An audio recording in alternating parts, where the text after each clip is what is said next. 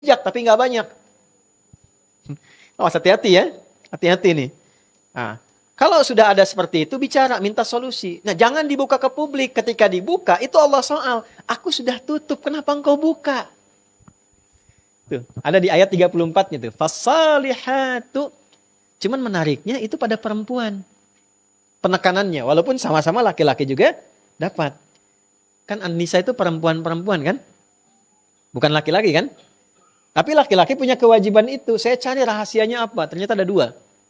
Satu, fitrahnya ketika perempuan menyatu dengan laki-laki sebagai suami istri, keadaan suami akan terbawa oleh istri, termasuk jabatan ataupun status sosial yang melekat pada suami. Tidak sebaliknya. Contoh, suami menjadi bupati diangkat, maka otomatis istrinya menjadi ibu bupati. Suaminya camat, istrinya ibu camat. Padahal yang camat siapa? Suami. Kalau ada ibunya istri yang jadi bupati, nggak akan ada bapak bupati. Suaminya. Demikian di militer juga. Suaminya kolonel, ibunya bisa jenderal. Balik kan? Itu sama ya. Dapat jabatannya, pangkatnya itu akan hadir. Nah persoalannya apa? Ketika itu melekat, apapun yang dikerjakan oleh istri, suami akan terbawa. Tidak sebaliknya. Suami punya jabatan misalnya kan, jabatan publik. Istri misalnya pamer, flexing, macam-macam dan sebagainya. Ada masalah yang jadi pekerjaan oleh istri yang terkena suami. Ikut. Termasuk dalam obrolan. Kenapa di surat An-Nisa? Karena seakar dengan nasa. Nasa itu adalah keadaan yang kadang memiliki keinginan untuk diceritakan. Maksudnya perempuan sependiam apapun kalau ketemu teman itu suka cerita. Saya nggak bilang curhat ya. Cerita. Nah, yang diceritakan terkadang tidak terseleksi. Yang seharusnya tidak boleh terbuka keluar. Contohnya apa? Fasalihatu qanitatun hafidhatul lil ghaibi bima hafidhallah. Dia tidak seharusnya menceritakan hal sensitif di dalam rumah tangganya yang dialami dengan pasangannya yang sejatinya sudah Allah tutup. Jangan buka ke publik dulu, cari solusi. Begini solusinya. Ini terbatasnya sehingga selesai di situ.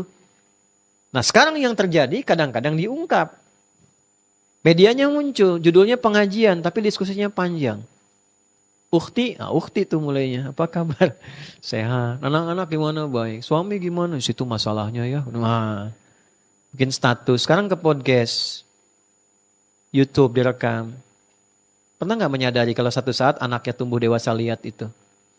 Cucunya lihat, rekamannya ada. Terus di sekolah kemudian diceritain sama teman-temannya. Oh itu kamu ya yang ibunya begini ya? Oh itu kamu yang ayahnya begini ya? Kebayang gak? Nah itu yang tolong biasakan dijaga ya.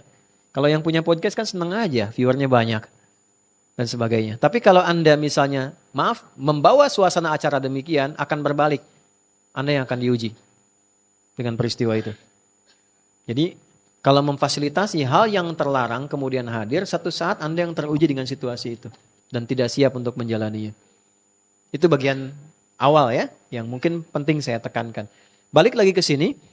Jadi kalau sudah merasa punya Allah, terhubung, itu kemudahan yang kita dapatkan. Nah turunannya bagaimana kemudian kita bisa meniti jalan untuk mendapatkan kemudahan berzikir ini. Jalannya seperti apa? Kan kita minta ya Allah anugerahkan aku pertolonganmu dengan segala kekuatan dan pengabulan doa yang cepat darimu agar aku selalu mampu terkoneksi kepadamu, terhubung denganmu, zikir. Apa tandanya orang sudah bisa terhubung dengan Allah?